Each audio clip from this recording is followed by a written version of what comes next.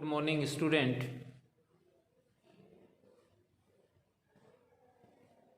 एक बार फिर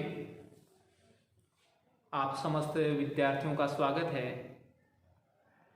मेरे YouTube channel economics by Moon sir में। विद्यार्थियों, पूर्व में भी मैंने आपसे को अवगत करवाया है कि जिन विद्यार्थियों ने अब तक चैनल को सब्सक्राइब नहीं किया है वे चैनल को सब्सक्राइब कर लें। जो भी मूलभूत आपकी समस्याएं हैं उन समस्याओं से मुझे अवगत भी करवा दें, जिससे कि आपकी समस्याएं समय रहते पूरी की जा सकें, या जो समस्याएं आपके सामने आ रही हैं किसी भी प्रकार की, वो समस्याएं आप मुझे किसी भी तरीके से मुझ तक आप पहुंचाने का प्रयास करेंगे। विद्यार्थियों, कल हमने बात की कॉन्सेप्ट ऑफ कॉस्ट के अंदर कि कॉस्ट जो होती हैं, लागतें जो होती हैं, वो कौन कौन सी होती हैं, जिनमें हमने मौद्रिक लागतें क्या होती हैं, स्पष्ट लागतें क्या होती हैं, अस्पष्ट लागतें किसे कहते हैं, सामाजिक लागतें क्या होती हैं, अवसर लागतें क्या होती हैं, इनको बखूबी समझा।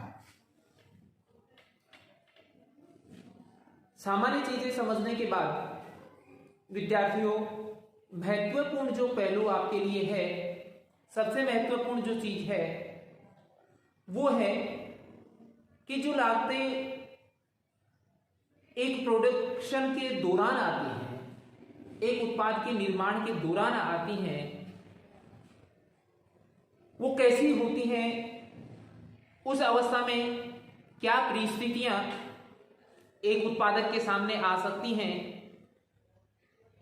उन सभी की चर्चा हम करेंगे। आज हम लेते हैं लागतों के अंदर। विद्यार्थियों का हमने चर्चा कर भी ली है थोड़ी सी, कि जिस प्रकार उत्पादन के लिए हमने निर्धारित किया कि अल्पकालीन उत्पादन फलन होता है, एक दीर्घकालीन उत्पादन फलन होता है। अल्पकाल के लिए हमने बात की थी कि अल्पकाल में कुछ साधन स्थिर होते हैं, कुछ साधन परिवर्तनशील होते हैं। तो उसी प्रकार विद्यार्थियों, क्योंकि उत्पादन पर ही कॉस्ट आनी है, लागतें आनी है, तो ऐसी स्थिति में जिस समयावधि में हम उत्पादन की बात करते हैं उसी के अनुकूल हम उसी समयावधि के अकॉर्डिंग लागतों की भी बात करेंगे। विद्यार्थियों, लागतें चूंकि हम जानते हैं कि लागत हम उस अवस्था को कहते हैं जिसके अंदर एक उत्पादक अपने उत्पादन को करने के लिए जो आगतों को खरीदने पर खर्च करेगा उसको उसकी उत्पादन लागत कहते हैं। चूंकि आगतों के अंदर या साधनों के अंदर हमने पूर्व में चर्चा कर ली कि अल्पकालीन यदि समयावधि होती है, क्योंकि समयावधि को हमने दो भागों में बांटा। एक समयावधि थी जिसको हमने कहा अल्पकाल, दूसरी समयावधि हमने ली दीर्घकाल। विद्यार्थियों, यहां पे हमने पूर्व में चर्चा कर भी ली है, फिर से मैं एक बार दोहरा देता हूं कि अल्पकालीन समयावधि हम उस समयावधि को कहते हैं जिसके अंदर कुछ साधन स्थिर और कुछ साधन परिवर्तनशील, कुछ साधन स्थिर और कुछ साधन परिवर्तनशील होते हैं। विद्यार्थियों, ये ध्यान रखें कि यहाँ पे कुछ साधन इसलिए होते हैं कि अल्पकाल की समयावधि बहुत अल्प है, छोटी है, बहुत कम है। तो ऐसी स्थिति में कुछ साधनों में परिवर्तन करना पाना एक उत्पादक के नजरिए से पॉसिबल नहीं है।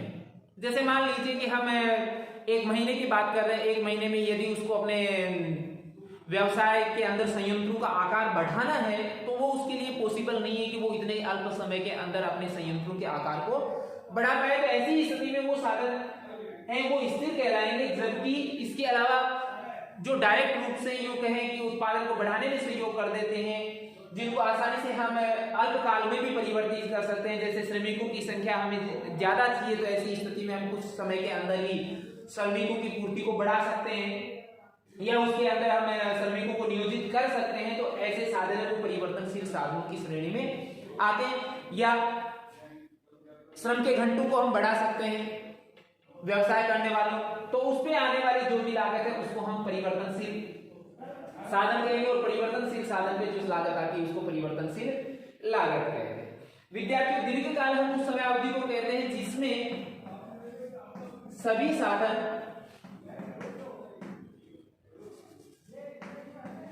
परिवर्तनशील हो, अर्थात कोई भी साधन है यहाँ पर कांस्टेंट नहीं होता, क्योंकि ये इतनी लंबी समयावधि है एक उत्पादक के नजरिए से जिसके अंदर वो किसी भी साधन में कोई भी परिवर्तन है वो करने में सक्षम होता है।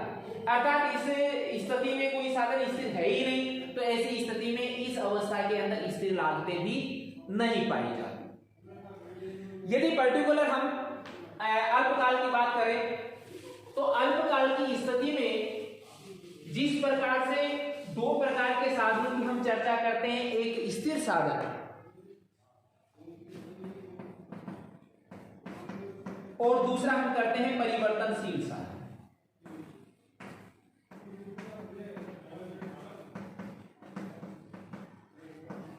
विद्यार्थियों, स्थिर जो साधन होता है उसको खरीदने पर आने वाली लागत को हम स्थिर लागत कहते हैं। अब जो कि स्थिर साधन कुछ हो सकते हैं, एक भी हो सकता है, एक से ज्यादा भी हो सकते हैं, तो ऐसी स्थिति में उन समस्त स्थिर साधनों पर आने वाली लागतों का यदि हम योग कर देते हैं, स्थिर साधनों पर आने वाली लागतों का योग करने पर कुल स्थिर लागत हमें प्राप्त हो जाती है।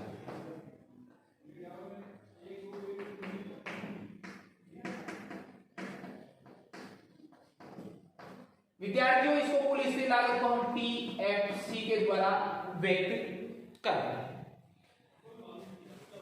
अब स्थिर साधनों की हम चर्चा कर ली, इसी प्रकार परिवर्तनशील साधन भी कई होते हैं। परिवर्तनशील साधनों पर आने वाली लागत को हम परिवर्तनशील लागत कहेंगे, किंतु परिवर्तनशील साधनों पर आने वाली लागत जो है वो कई साधनों की है, तो ऐसी स्थिति में परिवर्तनशील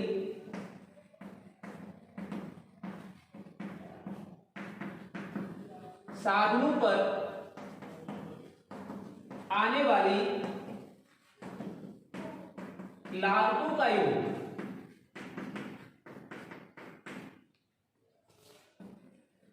कुल परिवर्तनशील लागत या शॉर्ट में अपन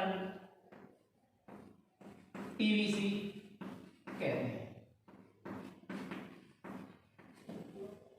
विद्यार्थियों, यहां पे दो चीजें अपन ने कंप्लीट की कि स्थिर साधनों पर आने वाली लागत है वो कैसे अपन ज्ञात करेंगे, या कुल जो स्थिर लागत है उसको किस प्रकार से प्राप्त करेंगे, और कुल परिवर्तनशील लागत है उसको किस प्रकार से प्राप्त करते हैं। विद्यार्थियों, यह ध्यान दें कि जो स्थिर साधनों पर आने वाली लागत थी और परिवर्तनशील साधनों पर आने वाली लागत है,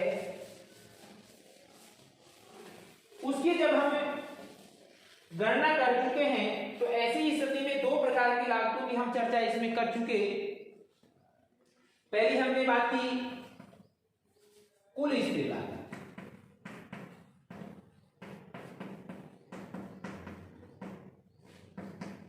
PFC टोटल फिक्स कॉस्ट, स्थिर साधनों पर आने वाली लागतों का योग कुल स्थिर लागत,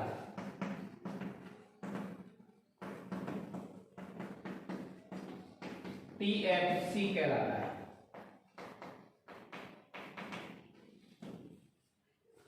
दूसरी हमने बात कर ली कुल परिवर्तनशील लागत, इसको हम TVC टोटल वेरिएबल कॉस्ट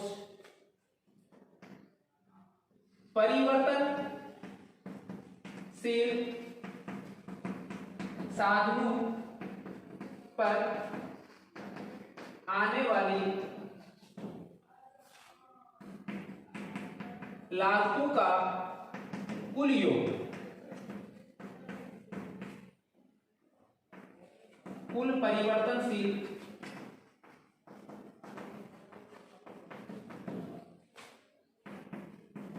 लागत यानी कि टीवीसी कहलाता है। विद्यार्थियों, स्थिर साधनों की बात होगी। स्थिर साधनों पर आने वाली लागत को अपन कुल स्थिर लागत कहेंगे और परिवर्तनशील साधनों पर आने वाली लागत को अपन के जोड़ को अपन कुल परिवर्तनशील लागत कहेंगे। अब चूंकि एक व्यवसाय है उसके लिए अल्पकाल की कुल लागत क्या है?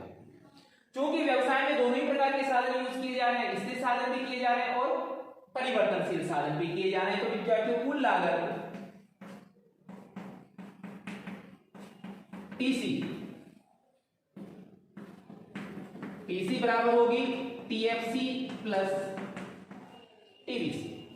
अर्थात यहां पे स्थिर साधनों के दो पर आने वाली कुल लागत और परिवर्तनशील साधनों पर आने वाली कुल लागत, अर्थात स्थिर साधनों पर आने वाली कुल लागत टीएफसी है, परिवर्तनशील साधनों पर आने वाली कुल लागत है वो टीवीसी है। तो टीएफसी और टीवीसी को यदि हम पर जोड़ देते हैं तो ऐसी स्थिति में अपने को एक उत्पाद के लिए अल्पकाल में आने वाली कुल लागत प्राप्त हो जाएगी।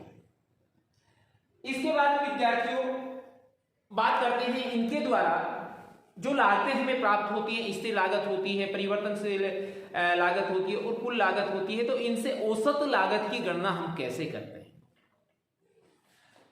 सबसे पहले हम कुल स्थिर लागत टीएफसी के लिए औसत लागत की गणना करें तो औसत स्थिर लागत,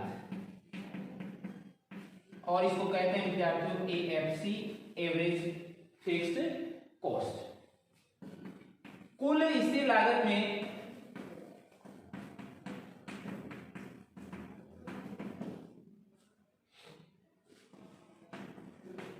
उत्पादन की मात्रा का भाग देने पर प्राप्त मान औसत स्थिर लागत कहलाती है। अर्थात विद्यार्थियों एएफसी बराबर होती है टीएफसी बटे उत्पादन की मात्रा को अपन ले रहे हैं। क्यों? तो क्यू का भाग यदि टीएफसी में दिया जाता है तो ऐसी स्थिति में औसत स्थिर लागत है वो अपने को प्राप्त हो जाती है। इसके बाद बात करें परिवर्तनशील लागत के लिए कि औसत परिवर्तनशील लागत क्या होगी, तो औसत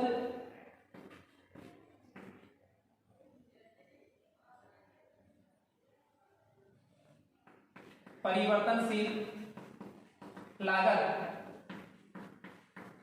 एबीसी, एवरेज वेरिएबल कॉस्ट। तो जिस प्रकार से हमने औसत स्थिर लागत निकाली उसी प्रकार जब हम कुल परिवर्तनशील लागत के अंदर उत्पाद की इकाई का भाग देंगे तो प्राप्त मान है औसत परिवर्तनशील लागत कहलाएगा। अर्थात एबीसी बराबर टीवीसी बटे क्यू। विद्यार्थियों को अवधारणाएं होने के बाद हम तीसरी की यदि बात करें औसत लागत की, तो कुल लागत है वो कुल स्थिर लागत और कुल परिवर्तनशील लागत का योग है। तो यहां पर जो औसत लागत है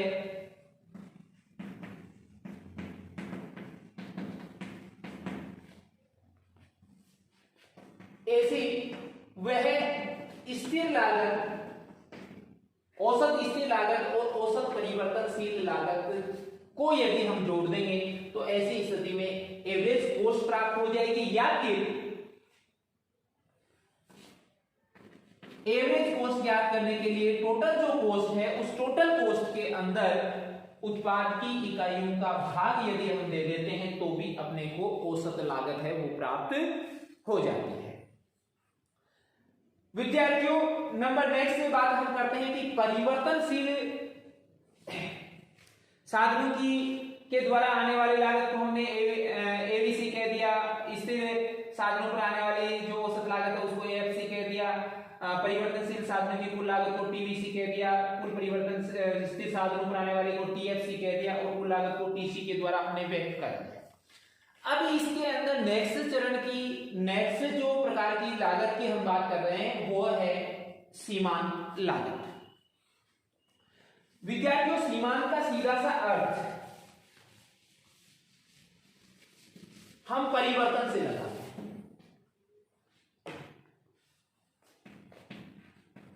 सीमांत लागत शॉर्ट फॉर्म एमसी या मार्जिनल कॉस्ट। जब एक अतिरिक्त इकाई हम पैदा करते हैं तो उस पैदा करने के कारण कुल लागत पर आने वाला लागत को हम सीमांत लागत कहेंगे। विद्यार्थियों, यहां पे यह समझ लेना है कि परिवर्तनशील जो साधन होगा उस परिवर्तनशील साधन के कारण जो उत्पादन बढ़ता है तो उसको हम किस में यूज कर रहे हैं? टीवीसी। अर्थात टीएफसी जो है उसके अंदर तो उत्पादन की उत्तरोत्तर इकाइयां पैदा करने पर किसी प्रकार का कोई बदलाव होता ही नहीं है। अर्थात वहां पे मार्जिनल जो कॉस्ट होती है टीएफसी के लिए वो कोई भी नहीं होती है, क्योंकि वहां पे कॉस्ट के अंदर कोई परिवर्तन होता ही नहीं है। विद्यार्थी, केवल कॉस्ट है वो परिवर्तित होती है तो कुल परिवर्तनशील लागत ही परिवर्तित होती है, और उस परिवर्तनशील लागत जिस मात्रा में परिवर्तित होती है उतनी ही मात्रा में सेम टोटल कॉस्ट परिवर्तित होती है, क्योंकि यहाँ पे टीएफसी में कोई बदलाव ही नहीं हो रहा है। बदलाव ही किसमें हो रहा है? केवल टीवीसी में हो रहा है, और टीवीसी में अकेले में यदि बदलाव हो रहा है तो उसके कारण टीसी में उतना ही बदलाव होगा जितना बदलाव इसके कारण होता है। इसलिए टीवीसी और टीसी के लिए यदि हम मार्जिनल कॉस्ट अलग अलग भी निकालें तो भी हमें सेम ही प्राप्त होती है या एक जैसी ही हमें प्राप्त होती है। विद्यार्थियों, यदि हम मार्जिनल कॉस्ट की बात करें तो कहेंगे एक अतिरिक्त इकाई का उत्पादन करने पर कुल लागत में होने वाले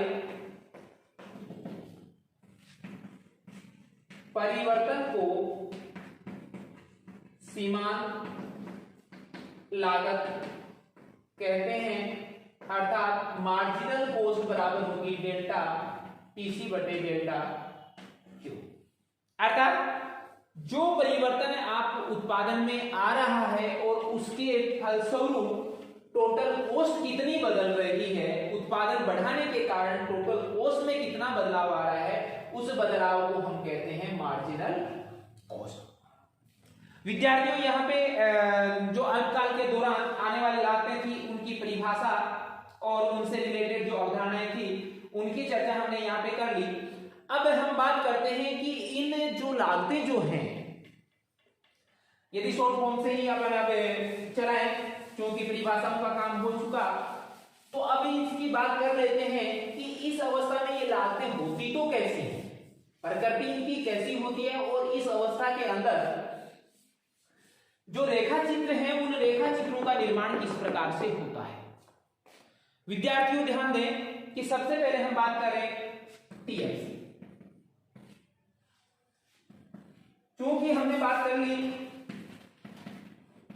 कि टीएफसी है वो स्थिर साधनों पर आने वाली लागत है, और चूंकि अल्पकाल में स्थिर साधनों में कोई बदलाव नहीं होता तो ऐसी स्थिति के अंदर टोटल फिक्स्ड कॉस्ट में भी कोई बदलाव नहीं होता, और ऐसी स्थिति में यदि उत्पादन बढ़ता है तो भी इसमें कोई इफेक्ट नहीं पड़ता। जैसे हम कहें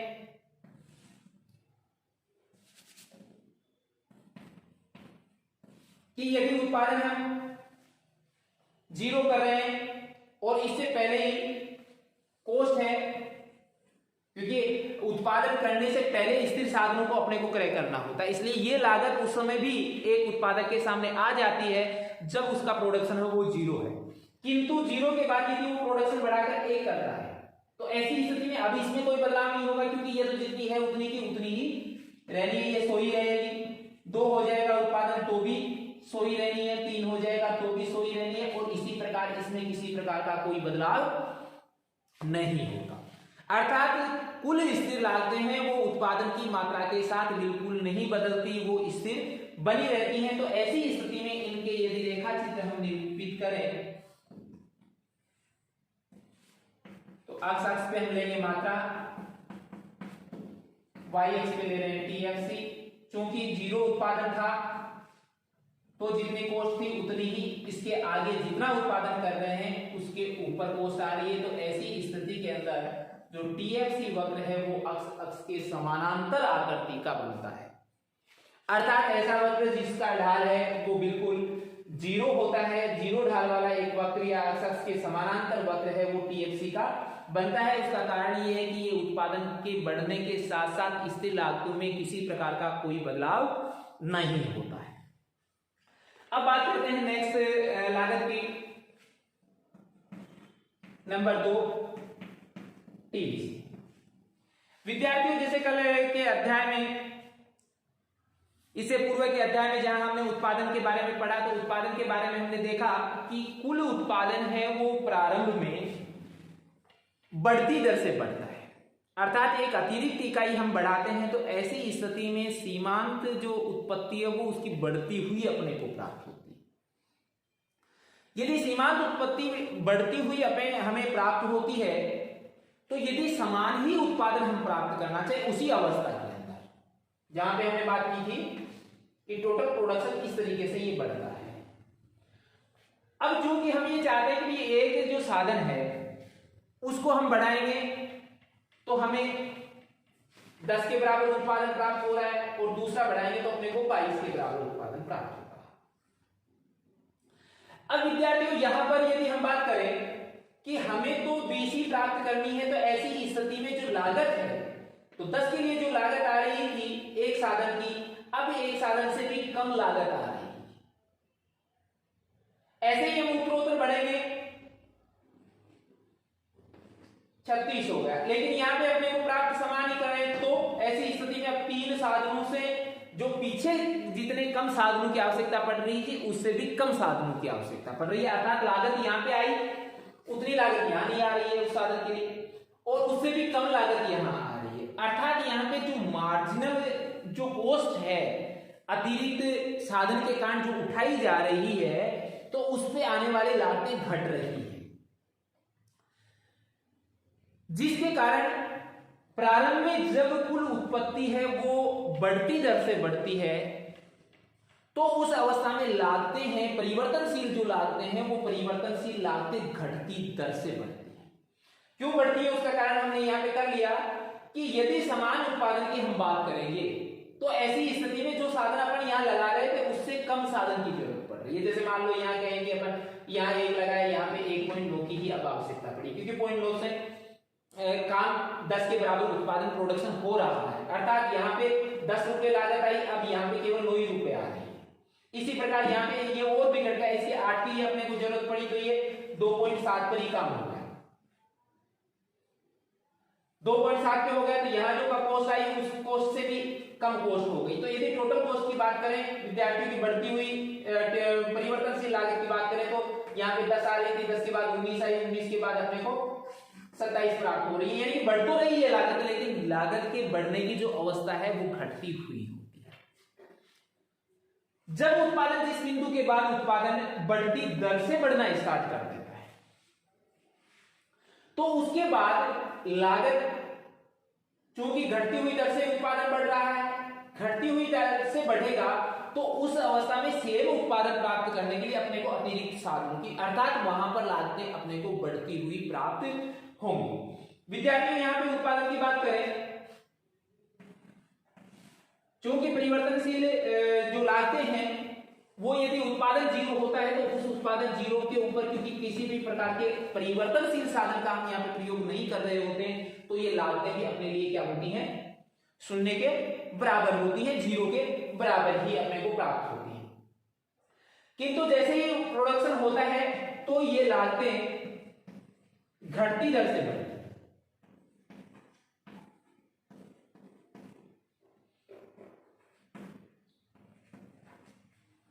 किंतु एक बिंदु के बाद जैसे ही कुल उत्पादन घटती दर से बढ़ना प्रारंभ करता है तो ये लालते हैं वो बढ़ती दर से बढ़ना प्रारंभ,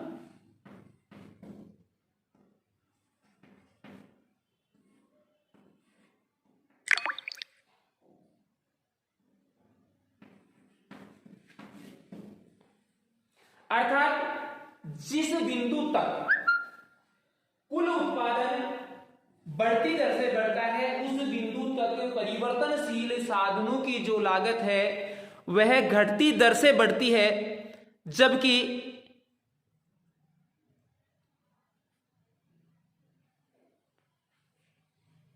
उसके बाद जब कुल उत्पादन है वो घटती दर से बढ़ेगा तो उस बिंदु के बाद कुल परिवर्तनशील लागतें हैं वो बढ़ती दर से बढ़ना प्रारंभ करेंगी।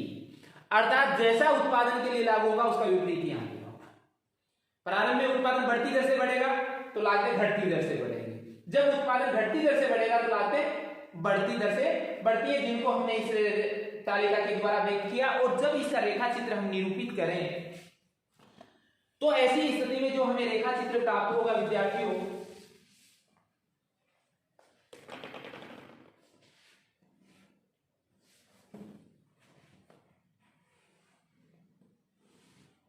एक्स अक्ष पे उत्पादन की मात्रा ले रहे हैं अपन, वाई अक्ष पे टीवीसी ले रहे हैं। अब जब जीरो उत्पादन था तो ये जीरो थी, इसके बाद ये घटती दर से बढ़ा,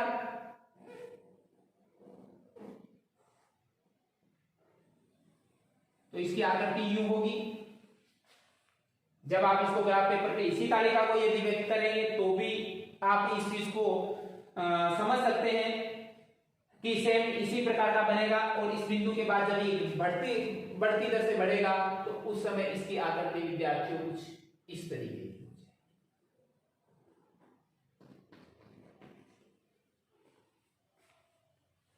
तो जब परिवर्तनशील लागतों की हम बात करते हैं तो परिवर्तनशील लागतें प्रारंभ के जब जीरो उत्पादन होता है उस पे जीरो होती हैं, जबकि जैसे ही हम उत्पादन की मात्रा को बढ़ाते हैं तो अतिरिक्त उत्पादन की मात्रा जैसे जैसे बढ़ती जाती है तो उनके लिए जो परिवर्तनशील लागतें हैं, कुल परिवर्तनशील लागतें वो घटती दर से बढ़ती हैं और एक बिंदु के बाद में ये बढ़ती दर से बढ़ना प्रारंभ कर रहे हैं। ये बढ़ती दर से बढ़ना प्रारंभ उसी बिंदु से करती है जहां से घटती दर से उत्पादन बढ़ना प्रारंभ करता है। इसके बाद तीसरी हम लागत की बात करते हैं, टीसी। क्योंकि विद्यार्थियों टीसी के लिए मैंने बताया कि टीसी बराबर होता है टीएफसी प्लस टीवीसी। अब इस अवस्था के अंदर इसी तालिका के अंदर अपन यदि चेंज करें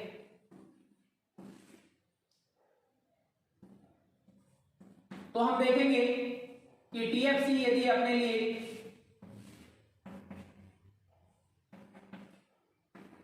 सौ के बराबर स्थिर है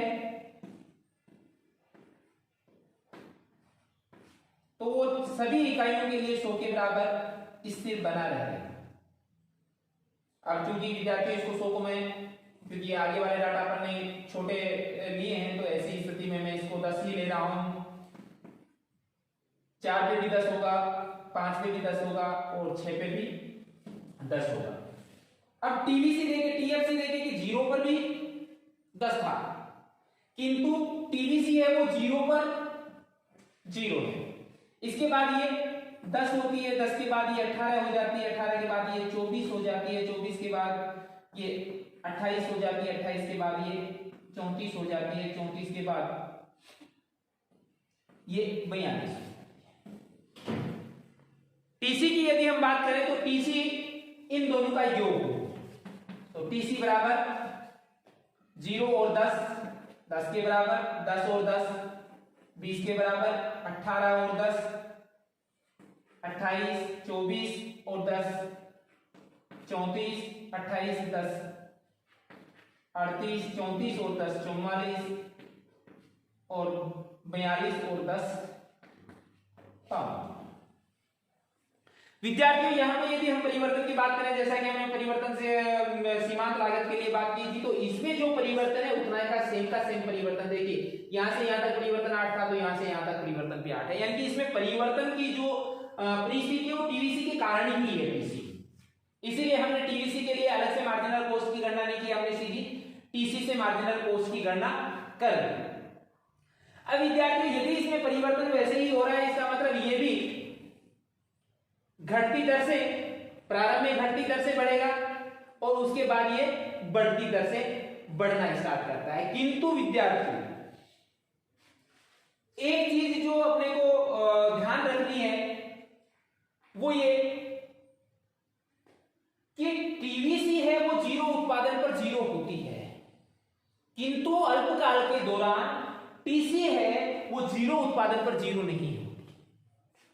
अर्थात ये वक्र मूल बिंदु से स्टार्ट नहीं होगा। जैसे हमने टीवीसी का वक्र है वो मूल बिंदु से स्टार्ट किया, तो टीसी का यदि वक्र है बनाएंगे अपन, तो विद्यार्थियों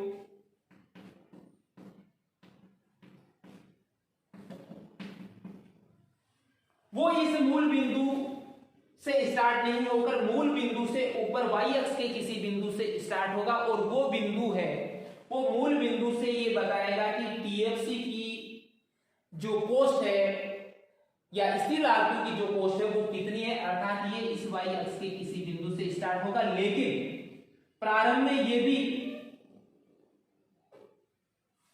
घटती दर से बढ़ेगा और एक बिंदु के बाद ये बढ़ती हुई दर से बढ़ना स्टार्ट कर देता है।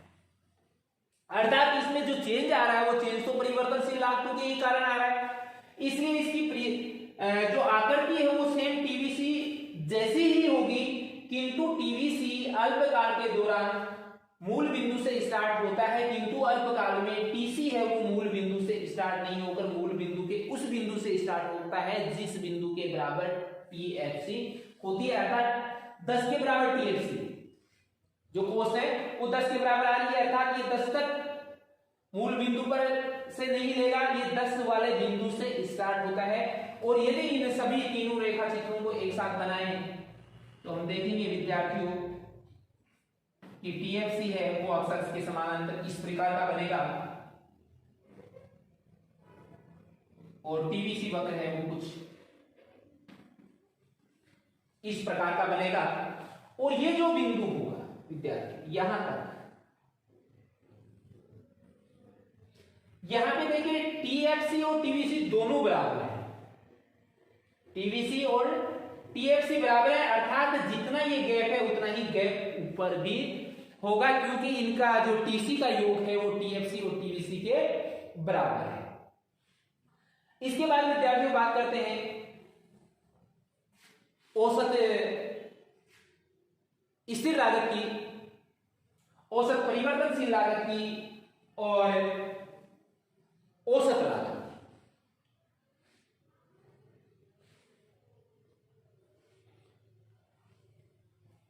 विद्यार्थियों औसत लागत और औसत स्थिर लागत को व्यक्त करने के लिए और उनको समझने के लिए, क्योंकि आज के लिए हम इतना ही इसमें करेंगे, क्योंकि अभी जो वीडियो है वो ओवर हो रहा है, ज्यादा समय का बन रहा है, तो ऐसी स्थिति में नेक्स्ट डे अपन इसी बिंदु को यहीं से स्टार्ट करते हैं और उसके अंदर देखेंगे कि एएफसी वक्र है वो कैसा बनेगा, उसके लिए तालिकाएं कैसी होंगी, एबीसी वक्र है वो कैसा होगा, उसके लिए तालिका कैसी होगी, एसी वक्र कैसा होगा, उसके लिए तालिका कैसी होगी, और मार्जिनल कॉस्ट है उसका वक्र कैसा होगा और उसके लिए तालिका कैसी होगी। उस टॉपिक तक के लिए आप सभी का धन्यवाद कि आप वीडियो आपने देखा, और नेक्स्ट टॉपिक नेक्स्ट वीडियो के साथ इसके आगे का जो पार्ट है मैं विद्यार्थियों आप तक निश्चित रूप से जल्द ही प्रेषित करूंगा। तब तक के लिए आप सबका धन्यवाद।